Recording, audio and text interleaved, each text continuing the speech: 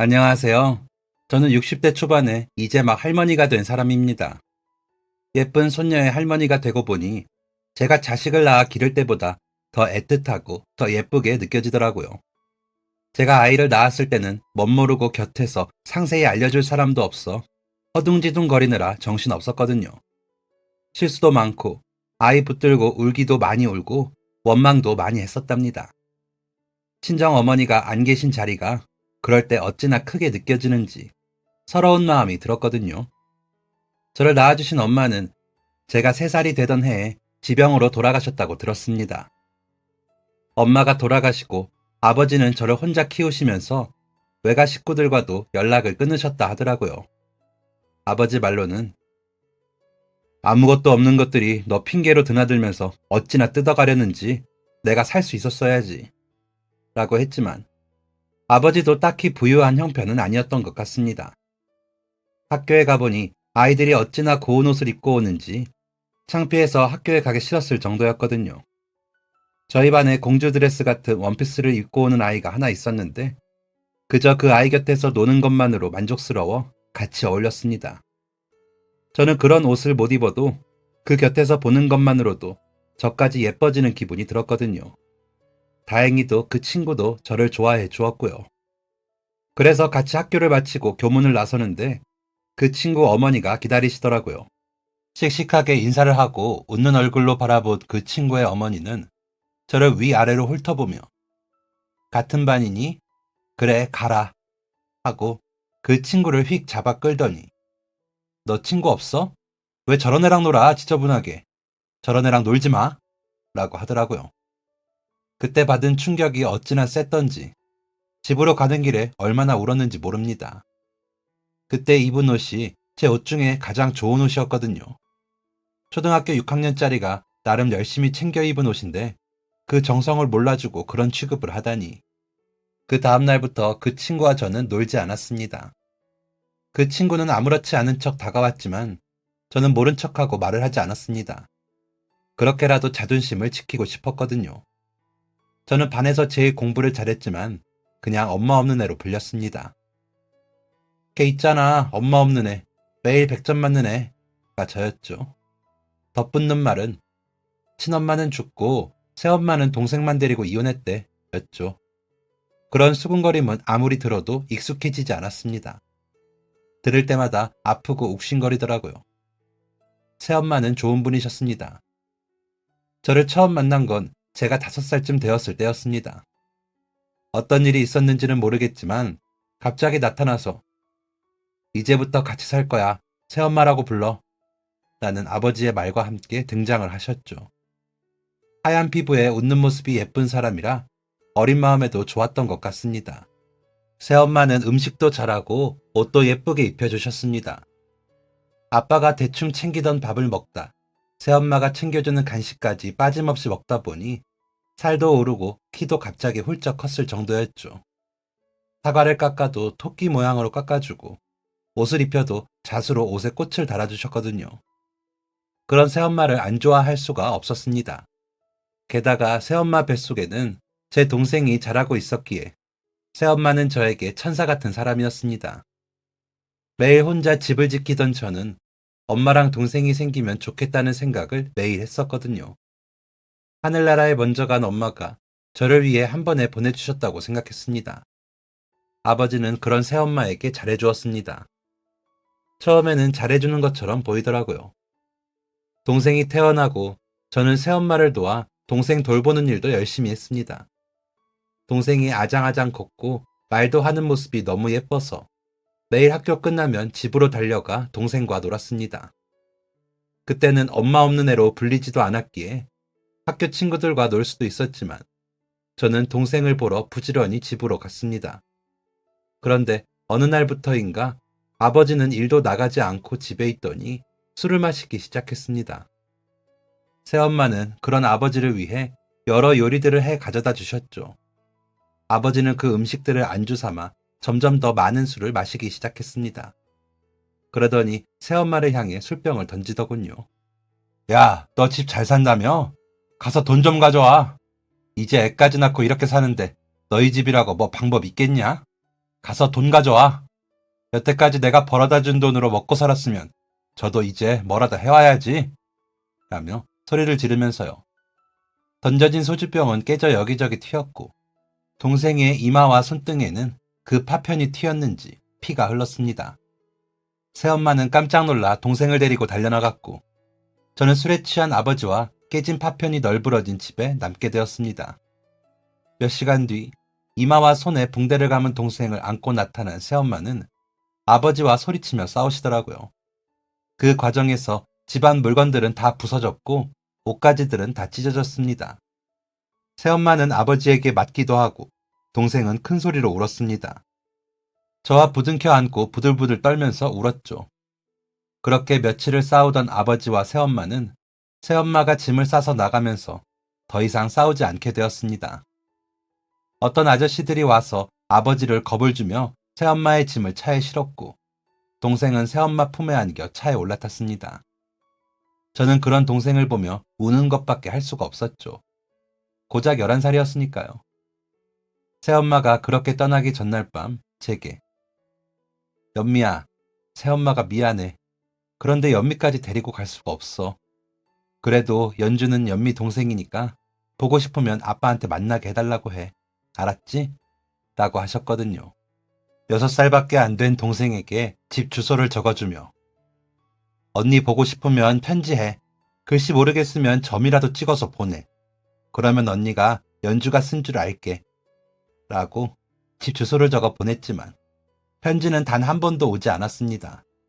아니, 받을 수가 없었을 수도 있습니다. 새엄마가 그렇게 떠난 후 저와 아버지는 5번의 이사를 했거든요. 학교 근처를 떠나진 않았지만 점점 더 작은 방으로 이사를 했습니다. 그러면서 아버지는 점점 더 많이 술을 마셨습니다. 아버지와 제 주변에는 아무도 없었습니다. 친할아버지와 친할머니는 아버지 어릴 적에 돌아가셨다고 했고 나중에 나타난 고모라는 사람은 너도 이런 집구석에 태어나 고생이 많다 라고 하고 갔는데 그 후로 보지 못했습니다. 새엄마가 떠나고 항상 술에 취해 있던 아버지는 저를 돌보는 일도 하지 않았습니다. 그러다 보니 이웃의 통장 아주머니가 아들을 입혔던 옷이라며 주고 교회에서 나눔이라고 준 옷들을 입혔죠. 그러다 보니 제 꼴은 말이 아니었습니다. 한겨울에도 봄, 가을에나 입을 법한 외투로 버텨야 했으니까요. 잘 지내다가도 한 번씩 수군거림과 엄마 없는 애로 불릴 때면 새엄마와 동생이 너무 그리웠습니다. 언젠가는 만나서 지난 이야기들을 할 수 있을 거라 믿었죠. 그때가 되면 아버지도 술도 안 마시고 정신을 차릴 거라고 말도 안 되는 상상을 했던 것 같습니다. 교회에서 나누어주는 쌀과 반찬으로 겨우 밥만 먹으면서도 저는 그런 날이 오기를 막연하게 바라며 열심히 공부했습니다. 공부 잘해서 훌륭한 사람이 되면 저를 무시했던 모든 사람들을 비웃어주겠다고 다짐했거든요. 그래서 주일마다 교회도 열심히 나갔습니다. 교회에 가면 그래도 저를 반겨주셨거든요. 특히나 목사 사모님이 저를 아껴주셨는데 제가 상이라도 타서 가져가 보여드리면 너무 좋아하시면서 우리 연미는 정말 훌륭한 사람이 될 거야 라며 축복해 주셨습니다. 그때 그 사모님이 아니셨으면 저는 너무 슬프고 힘들었을 겁니다. 그러다 제가 초등학교 졸업식을 앞두고 아버지에게 나 내일 졸업식 해. 학교 대표로 상 받아. 라고 했는데 아버지는 그래? 그래라. 잘났네. 너가 그래도 내 머리를 닮았나 보다. 그러니까 아빠한테 잘해. 나가서 돈도 좀 받아오고. 라며 희죽거리고 웃더라고요. 그런 아버지의 모습이 보기 싫어 저는 집 밖으로 나와 교회로 향했습니다. 사모님께서 졸업식에 입을 옷을 빌려주시겠다고 들리라 하셨거든요. 사모님께 옷을 빌리고 간식을 주셔서 먹고 집으로 돌아오니 아버지가 보이지 않았습니다. 또 술을 사러 나갔나 보다 싶어 그러려니 했는데 그날 밤 아예 들어오지 않더군요. 가끔 그런 날들이 있었기에 저는 혼자 졸업식장으로 향했습니다. 술 취한 아버지와 함께 가는 것보다 차라리 혼자가 낫다고 생각하면서요. 졸업식이 끝나고 교복을 맞춰야 했지만 그 돈이 제게 있을 리 없었습니다. 아버지는 그날 이후로 나타나지 않고 있었기에 어떻게 해야 하나 고민을 하고 있는데 문 두드리는 소리가 나더군요. 문을 열어보니 제복을 입은 경찰 두 분이 서 계셨습니다. 그러시더니 한명호 씨 댁입니까? 하시기에 저희 아버지이신데요. 무슨 일이세요? 라고 물었습니다. 그러자 경찰 한 분이 저기 아버지가 길에서 주무시다가 돌아가셨는데 가서 확인을 좀 해야 할 것 같은데 어른 안 계시니? 라고 하시는 겁니다. 손이 벌벌 떨리고 다리가 후들거리는데 뭐라고 할 말이 없더라고요. 저를 도와줄 수 있는 어른이라고는 사모님밖에 생각이 안 나서 교회로 뛰었습니다. 엉엉 울면서 나타난 저를 보신 사모님은 연미야, 무슨 일이야? 라며 물으셨고 아버지가 길에서 주무시다가 돌아가셨는데 확인을 하러 같이 가자고 경찰이 왔어요. 같이 좀 가주시면 안 될까요? 라고 울부짖으며 저는 말했습니다. 그러자 사모님은 저를 와락 안아주시며 가자 연미야. 내가 같이 갈게. 가자. 라고 하시더니 저와 저희 집으로 가주셨습니다. 경찰차를 타고 동네에 있는 가장 큰 병원에 도착해 영안실이라고 쓰인 곳에 들어가 눈을 감고 있는 아버지의 얼굴을 확인했습니다. 여기저기 얼굴과 몸에 상처가 나고 피가 났지만 아버지가 맞더라고요. 잠을 자듯 꽁꽁 얼어 누워있는 모습이 무섭게 느껴져 뒷걸음질을 치자 사모님은 저를 안고 고개를 돌릴 수 있게 해주셨습니다. 사모님이 저를 잡아주시는데도 온몸이 부들부들 떨리는 것을 멈출 수가 없었습니다. 확인을 마치고 경찰은 사모님과 이야기를 나누더니 아버지의 장례가 치러졌습니다. 장례식장을 차리지도 않았고 화장터로 가 화장을 하고 근처 강에다 뿌리는 절차를 치르게 되었습니다. 저는 따로 상복을 입지도 않고 평상복을 입고 아버지의 유해를 강물에 띄어보냈습니다. 경찰이 아버지의 유품이라고 준 아버지가 입었던 옷과 신발을 강 두 개에서 불에 태우고 집으로 향하는 버스를 탔습니다. 사모님은 그 과정 내내 제 곁을 지켜주셨습니다. 동네에 도착을 해서는 저를 사택으로 데리고 가 밥을 먹여주셨고요. 연세가 많아 할머니 같다는 생각을 많이 했었는데 그때는 정말 사모님이 저희 할머니였으면 좋겠다는 생각을 했습니다. 집으로 돌아와 방 한쪽에 쌓인 아버지의 짐들을 보니 다시 눈물이 터지듯 흘렀습니다. 작은 방을 반으로 나누어 한쪽엔 아버지 짐을 한쪽엔 제 짐을 정리해 두었는데 아버지 짐 쪽으로는 가지도 못하겠더라고요. 이제 저는 엄마 아빠가 다 돌아가신 애가 되어 고아라는 이름이 새로 생겼다는 사실이 너무 슬프게 다가왔습니다. 어떻게 하면 슬픔이 가실까 싶어 단어를 외우려고 단어장을 폈는데 아무것도 외워지지 않았습니다. 오히려 더 서러운 마음이 들어 명치 끝이 아파 웅크린 채로 울었습니다. 외로웠습니다. 그러다 문득 새엄마와 동생은 어떻게 지내는지 궁금해졌습니다. 학교가 끝나고 제가 불이 나게 집으로 달려오면 저를 향해 달려오던 동생의 미소가 너무 사무치게 그리웠습니다. 이름이라고는 한연주라는 이름 석자뿐인데 이 아이를 찾을 수 있을지 막연하게 느껴지더라고요. 그렇게 이틀인가 아무것도 먹지도 못하고 연탄불도 꺼진 집에서 멍하니 지냈습니다. 그러고 있는데 누군가 문을 두드려 나가보니 사모님이시더라고요. 그 뒤에는 중년의 여자 한 분이 서 계셨고요.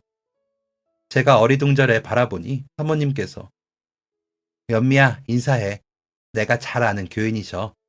전에 사역하던 곳에서 함께 교회에 나가던 분인데 전부터 연미 이야기에 관심이 많으셨거든. 그래서 말인데 연미야. 이분이 연미를 입양하고 싶으시다는데 연미 생각은 어때? 라고 물으셨습니다. 저는 당황스러워 그분을 보았는데 그분은 제 손을 잡으시더니 전부터 사모님께서 너무 착하고 예쁜 학생이 있다고 하셔서 한번 보고 내가 도움을 주면 어떨까 했는데 아버님이 돌아가셨다고 들었어.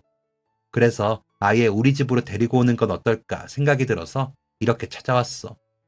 곧 중학교도 가야 하는데 혼자서 어떻게 할 거야? 고아원에 가는 것보다 나을 것 같은데 어때? 우리는 평생 자식이 없어서 연미처럼 착하고 예쁜 학생이 우리 딸이 되면 좋을 것 같아. 라고 하시더라고요. 누군가 저를 돌보아주겠다고 나서는 것이 너무 반갑기도 하고 아버지에게 미안한 마음이 들기도 하는 복잡한 생각들이 머릿속을 휘저었습니다. 저의 대답은 너무나 당연하게도 가겠다는 대답이었습니다. 저에게는 선택의 여지가 없었거든요. 저는 중학교 입학 당일날 전학 절차를 밟아야 했습니다.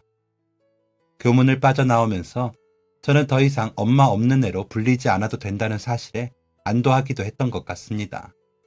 양부모님들은 좋으신 분들이셨습니다. 예쁘고 깨끗하게 꾸며놓은 제 방은 누구에게라도 자랑하고 싶은 정도였고, 일부러 저를 위해 낯선 동네로 이사까지 하시며 불편하지 않게 해주셨습니다. 처음에는 혹여나 나를 식모처럼 부리지는 않을까 눈치도 보았지만 몇 개월이 지나자 그런 분들이 아니라는 것을 깨닫고 편해지기 시작했습니다. 제게 필요한 것은 모두 지원해 주셨고, 저는 그런 양부모님을 실망시키지 않기 위해 전보다 더 열심히 공부했습니다. 더 이상 저는 헌옷을 입지 않았고, 저를 위한 새 책, 새 가방, 새 문제집들이 있었기에 공부가 더 잘 되기도 했습니다. 그러다 보니 전학 가고 두 번째 시험이었던 기말고사에서부터 저는 전교 1등을 놓치지 않고 하게 되었습니다.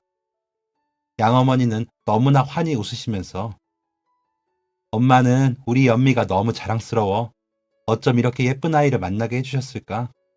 그래도 너무 공부만 하느라 아프면 안 되니까 너무 무리하지 말고. 알았지? 하셨습니다. 진심이라는 게 느껴질 만큼 따뜻하게요. 양아버지는 성적표가 나올 때마다 꽃다발을 사오셨는데 우리 연미의 노력을 이 향기로운 꽃 말고 무엇으로 축하를 하겠니? 뭐 갖고 싶은 건 없어? 아빠가 다 해줄 테니까 말만 해. 라고 하시며 기뻐하셨습니다. 소공녀처럼 머릿속으로만 상상하던 부모님을 만난 저는 행복했습니다. 그러면서도 돌아가신 아버지와 새엄마, 동생과 이런 가정에서 살았다면 얼마나 좋을까 하는 아쉬움도 있었습니다. 욕심이었죠. 뒤늦게라도 그런 풍요롭고 다정한 부모님을 만난 것에 감사하면서도 동생이 너무 그리웠습니다.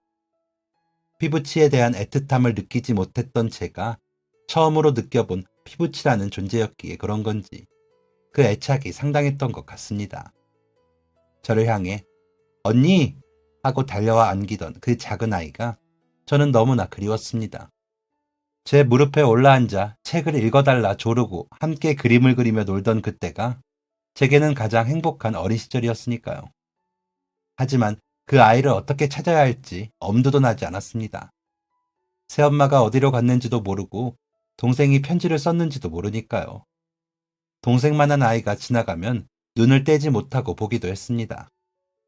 혹시나 동생이 저를 알아보고 언니! 라고 부르며 달려올까 주변을 두리번거리며 유치원이나 초등학교 주변을 지나기도 했고요. 시간이 흐를수록 동생을 만날 수 있다는 희망은 멀어져 가는 듯 했습니다. 그래도 언젠가는 만나겠지 하는 희망의 끈을 놓지는 않았죠. 그 마음은 놓지 않은 채 저는 제자리에서 열심히 지냈습니다. 여전히 공부는 열심히 했고 양부모님은 저를 위해 뭐든 아끼지 않고 지원해 주셨습니다. 그리고 점점 더 기대를 하셨죠. 제가 고등학교에 가던 해에 양어머니께서 연미야, 엄마는 연미가 의대에 가서 의사가 됐으면 좋겠어. 하얀 가운 입고 진료 보는 의사 선생님 너무 멋지잖아. 라고 하시더라고요. 저는 네, 열심히 해서 꼭 의사 선생님이 될게요. 라고 대답을 하고는 정말로 해내기 위해 열심히 공부를 했습니다. 고등학교 3년 내내 하루에 3시간 이상은 자본 적이 없을 정도로 공부를 했죠. 내심 정말 의사 선생님이 되면 새엄마와 동생이 저를 찾아올지도 모른다는 생각을 했습니다. 제가 그들을 그리는 것처럼 그들도 저를 그리워할 거라고 믿었으니까요. 가끔은 부모님들께 철없이 마음껏 투정을 부리는 친구들을 보면 부럽기도 했습니다. 잘해주시고 편하게 해주시지만 친부모에게도 부려보지 못한 어리광과 투정을 양부모님께 부리기는 쉽지 않았습니다. 그저 가끔 힘든 티를 내면 양부모님께서는 우리 연희가 힘들구나. 우리 오랜만에 외식이라도 할까? 아니면 여행이라도 갈래? 라며 저를 달래주셨습니다. 가끔 사모님과 만나 좋은 말씀을 함께 듣기도 하면서 전에 살던 동네를 가기도 했지만 따로 시간을 갖지는 못했습니다. 그래서 전에 살던 집에도 가보지 못했죠. 동생과 새엄마가 떠난 그 집에 혹시나 우편물이 온 것이 있나 가보고 싶었지만 양어머니 눈치가 보여 쉽사리 못 움직이겠더라고요. 대학에 가면 꼭 동생을 찾아야지 하고 결심만 할 뿐이었습니다. 그래서 정말 열심히 공부했습니다. 양부모님이 원하시는 의대에 가서 기쁘게 해드리고 싶었고, 당당히 동생을 찾고 싶은 마음에 말이죠. 그렇게 3년을 열심히 한 결과, 저는 정말로 꽤나 유명한 의대에 입학할 수 있었습니다. 양부모님은 학교 앞 골목에 현수막을 거시며 저를 자랑스러워 하셨습니다. 누군가 저를 그렇게 자랑스러워하고 기뻐한다는 것이 얼마나 기쁜 일인지 다른 사람은 모를 수 있지만 제게는 그 모습마저도 행복이었습니다. 대학 등록금을 내고 3월 입학 전까지 저는 동생을 찾기로 마음을 먹었습니다. 하지만 어쩐 일인지 동생의 주소는 찾을 수가 없었습니다. 아버지가 사망하신 상태고 새어머니와 저와는 부모 관계가 아닌 사이이기에 찾는 것에 한계가 생기더라고요. 흥신소 같은 곳에 의뢰를 해볼 수도 있지만 제가 그만큼 돈을 가지고 있지도 않았기에 그 당시에는 그 정도에서 그칠 수밖에 없었습니다. 아쉬웠지만 시간을 더 두고 알아보자 마음을 먹고 저는 대학교에 입학을 하게 되었습니다. 양부모님은 의대에 다니는 저를 더 자랑스러워하셨고 자랑스러운 만큼 저에게 더 아낌없이 해주셨습니다. 의대 생활은 생각보다 바쁘고 공부할 것도 많아 도서관에서 밤을 샐 때도 많았는데 그때마다 제 옷과 속옷을 챙겨 학교에 가져다 주시고 도시락을 싸와 수업 전에 먹을 수 있게 해주시기도 했습니다. 그런 부모님을 보고 동기들은 한현미 공주구나 하며 놀리기도 했지만 귀한 외동딸 대접을 받는 것이 싫지 않았습니다. 오히려 좋았죠. 그 전까지는 꿈도 못 꾸던 생활이니까요. 가끔 악몽을 꾸면 그 어둡고 더러운 집에서 제가 눈을 뜨고 그동안의 일들은 모두 꿈이었다는 내용이기도 했습니다. 그 정도로 끔찍했던 그때보다 훨씬 좋아진 환경이었기에 감사했습니다. 그런 환경 덕인지 저는 더 활발해졌고 주변에서 활달하다는 이야기를 듣기도 했습니다. 어디 가서든 기죽지 않고 제 의견을 말할 수 있는 성격으로 바뀌기도 했고요. 동생에게 더 좋은 언니가 될 수 있을 것 같다는 자신감이 더 생겼습니다. 커져가는 자신감만큼이나 제 앞에 놓인 과정은 힘들었습니다. 의대 6년은 시작에 지나지 않았으니까요. 국시를 한 번에 붙고 나서 그 이후로도 이리 치이고 저리 치이며 저는 매일을 바쁘게 살았습니다. 매일이 시험이었고 혼나는 게 일이었습니다. 의사 가운을 입은 모습은 상상하던 것과는 달리 멋지지만은 않았지만 분명 보람이 있는 일이었습니다. 저는 소아과를 전공하여 소아과 전문의가 되었습니다. 양부모님께서는 내과에 가기를 원하셨지만 아기들을 워낙 좋아하는 저는 소아과를 고집하여 가게 되었습니다.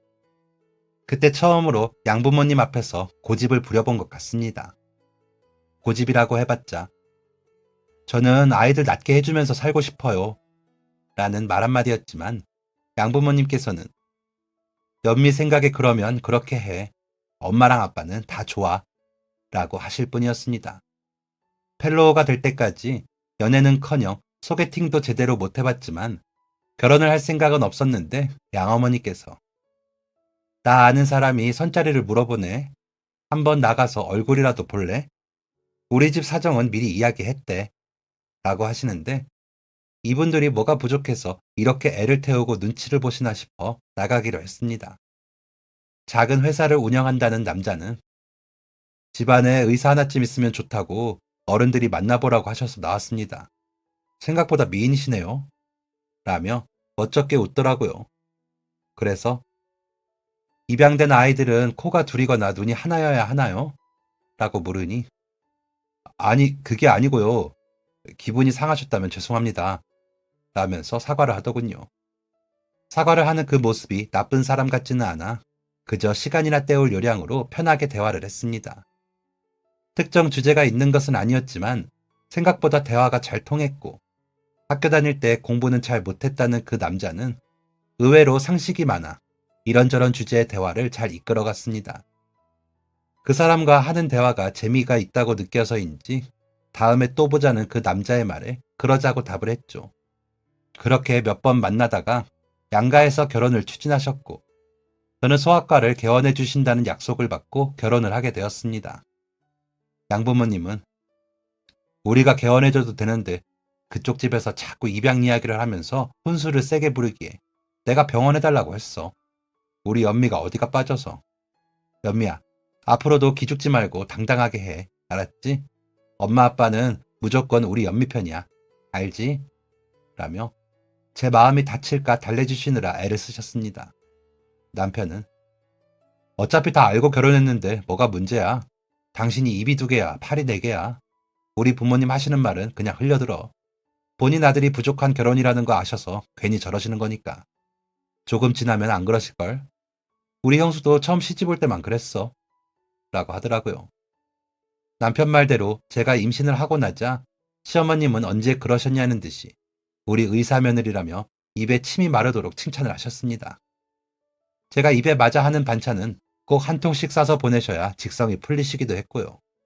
양어머니는 그런 시어머니와 자주 점심 식사도 하시고 차도 한 잔씩 하시면서 저를 부탁하셨습니다.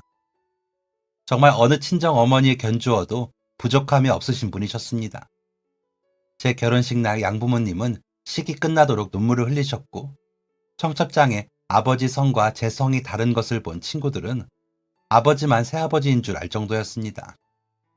고등학교 때부터 친구는 어머님이랑 너랑 너무 닮았어 라고 할 정도였으니까요.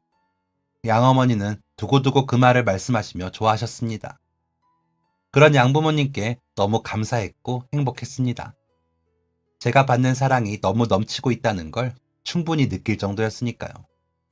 그 사랑 덕에 저는 모나지 않게 잘 클 수 있었고요. 그러면서도 동생이 그리웠습니다. 그렇게 받은 사랑을 동생에게도 나누고 싶은 마음이었다고 해야 할까요?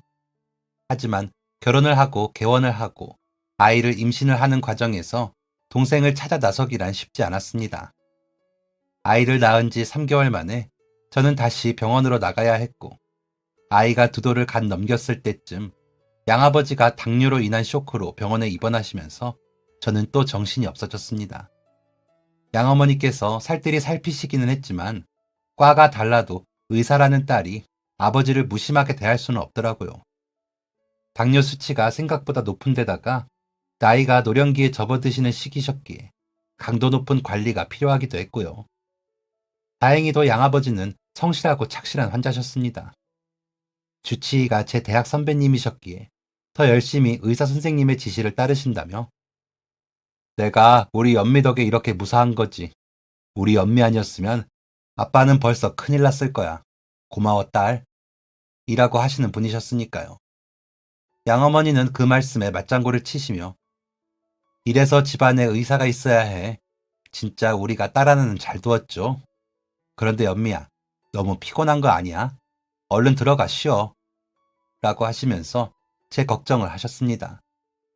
그런 양부모님을 저는 너무 사랑했습니다. 하지만 그 마음을 잘 표현하지 못해 매번 죄송한 마음이었죠. 낳은 자식도 제대로 키우지 못하는 사람이 많은데 양부모님께서는 정말 완벽히 저를 위해 사시는 부모님이셨으니까요. 제가 아이를 낳으러 갈 때도 오로지 저만 위하시며 우리 연미를 하도 하셔서 주변 산모들이 부러워할 정도였습니다. 외동딸이라 그러신가? 어머니 아버지가 진짜 딸밖에 모르시네요. 우리 엄마도 좀 보고 배우셨으면 좋겠어요. 라는 소리도 들었거든요.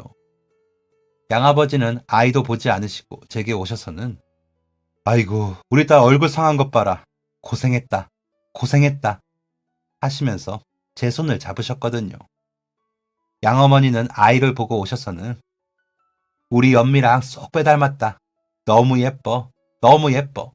우리 예쁜 연미 닮아서 너무 예뻐. 라며 우셨습니다. 그렇게 완벽한 친정 부모님이신 양부모님을 저는 점점 더 의지했고 사랑했기에 연세가 드시면서 아프시는 게 너무 속상했습니다. 그래서 제가 할 수 있는 한 부모님을 위해 모든 것을 했습니다. 의료 케어도 꼼꼼히 받게 해드렸고 실천하실 수 있는 운동이나 식단들을 짜서 지키시게 하고요. 시부모님께도 해드렸지만 마음은 아무래도 친정 쪽에 더 가긴 하더라고요. 그러다 보니 바빴습니다. 둘째까지 낳아 기르면서 양가 부모님들 케어까지 해야 했고 병원 운영도 하다 보니 정말 눈코 뜰 새 없을 지경이었습니다. 그러다 보니 점점 동생을 찾아야겠다는 의지를 실천하기는 어려워지더군요. 그렇게 정신없이 살다 여유가 생겼을 때는 양아버지가 돌아가시고 시어머니가 돌아가신 다음 해에 저희 둘째까지 졸업을 한 후였죠. 병원은 제법 규모가 커져 방사선실까지 갖추게 되어 페이닥터 선생님 두 분을 모시는 정도가 되어 여유가 생기기는 했고요. 그러고 나니 저도 중년의 여자가 되었더군요. 남편도 처음 만났을 때와는 다르게 배도 나오고 머리숱도 적어진 중년의 남자가 되었고요. 사업하느라 정신없이 살던 때보다는 여유가 생겼지만 여전히 바쁜 사람이라 같이 밥 먹는 게 데이트였죠.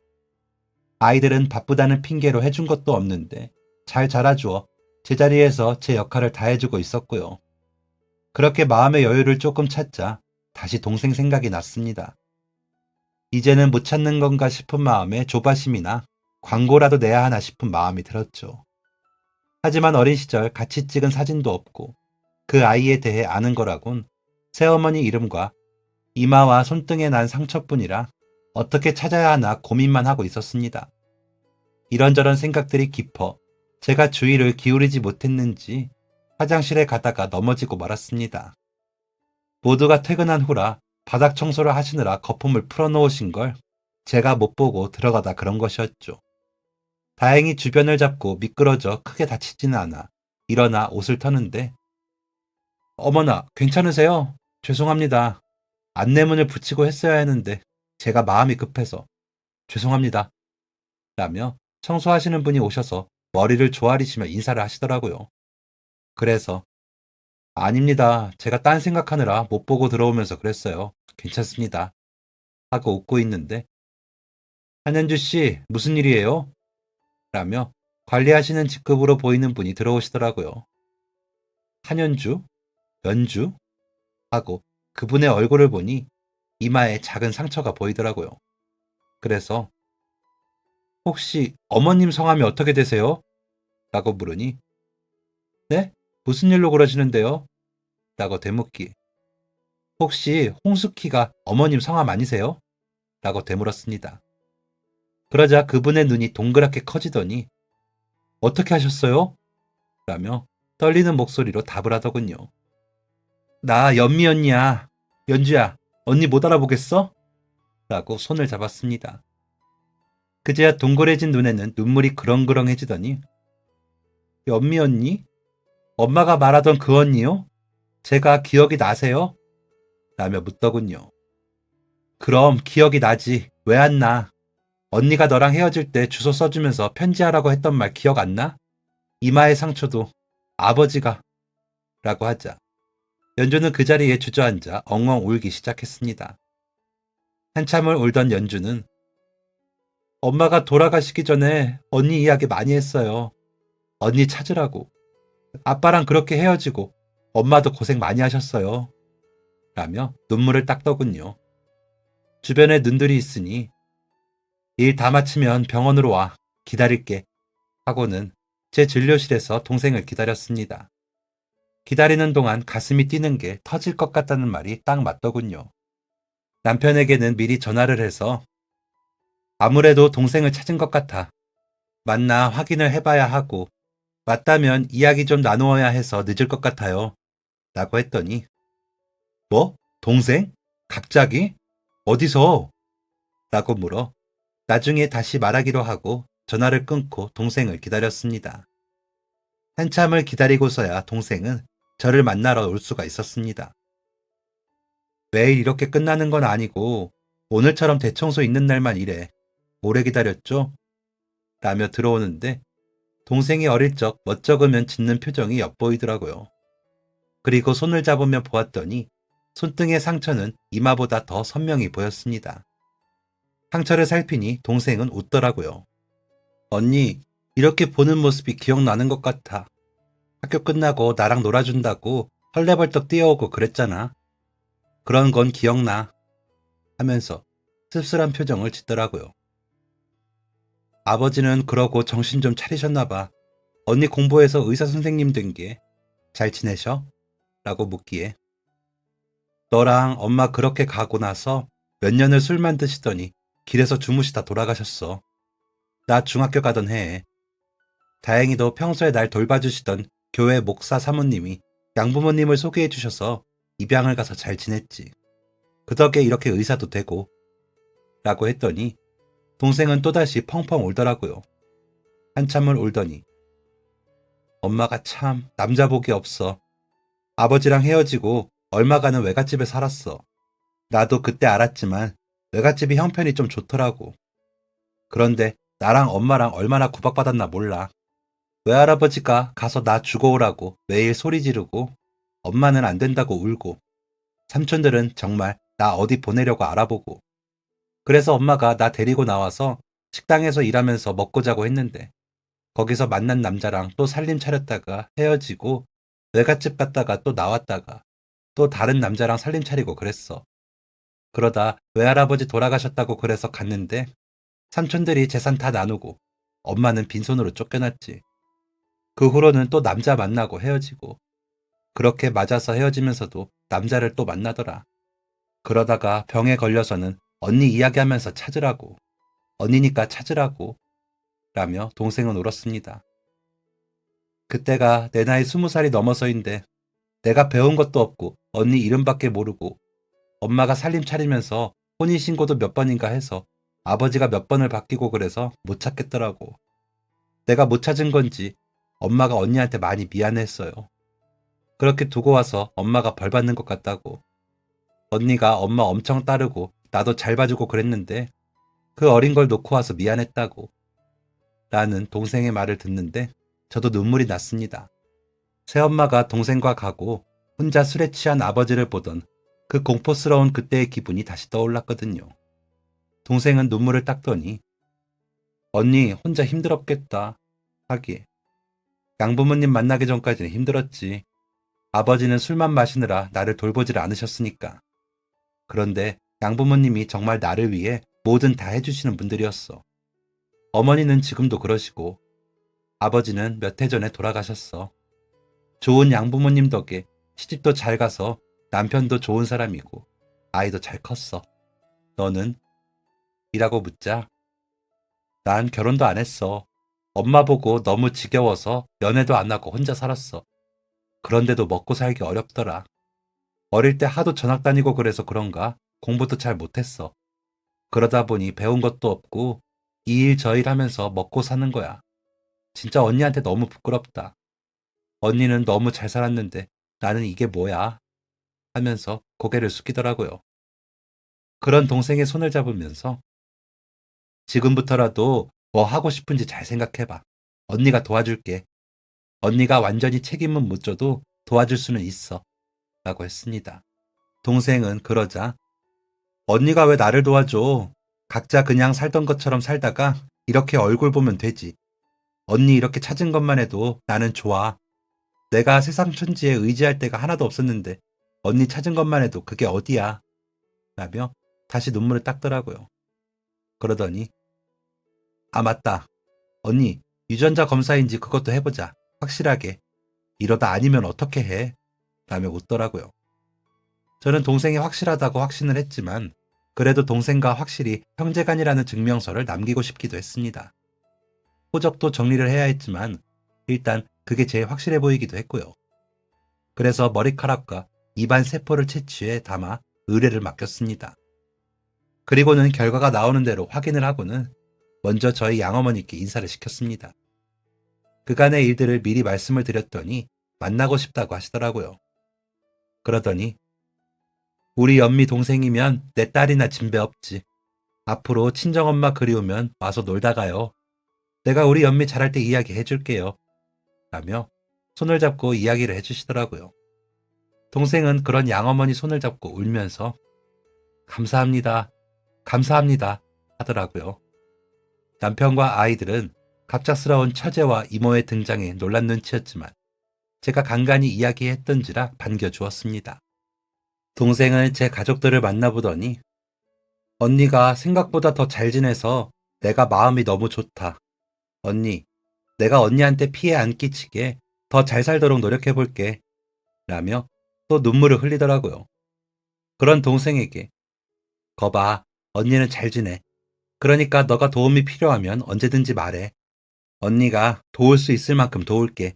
라고 했지만 여태까지 동생은 제게 도움을 청하지 않았습니다. 한 가지 도움이라면 간호조무사 자격증을 뒤늦게 취득해 저희 병원에서 일을 하고 있지요. 낙하산이긴 하지만 일한 지 5년이 넘도록 저희가 자매인 걸 직원들은 아무도 모르니 괜찮지 않나요?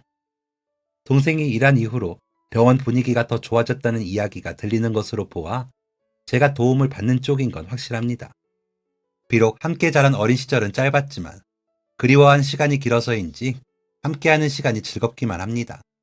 양어머니 모시고 함께 외출할 때는 더 든든하기도 하고요.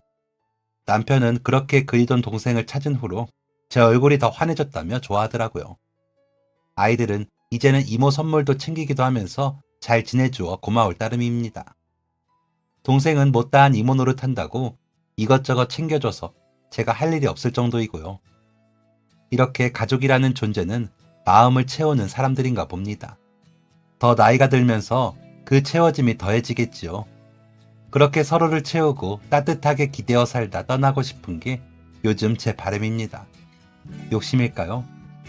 여러분들도 곁에 계신 가족들이 얼마나 소중한 존재인지 잊지 마시고 말 한마디라도 따뜻하게 하시며 사시길 바랍니다. 그 따뜻함이 결국엔 스스로를 채우는 거더라고요. 저의 긴 이야기 들어주신 여러분께 감사 인사를 전하며 이만 글 줄이겠습니다.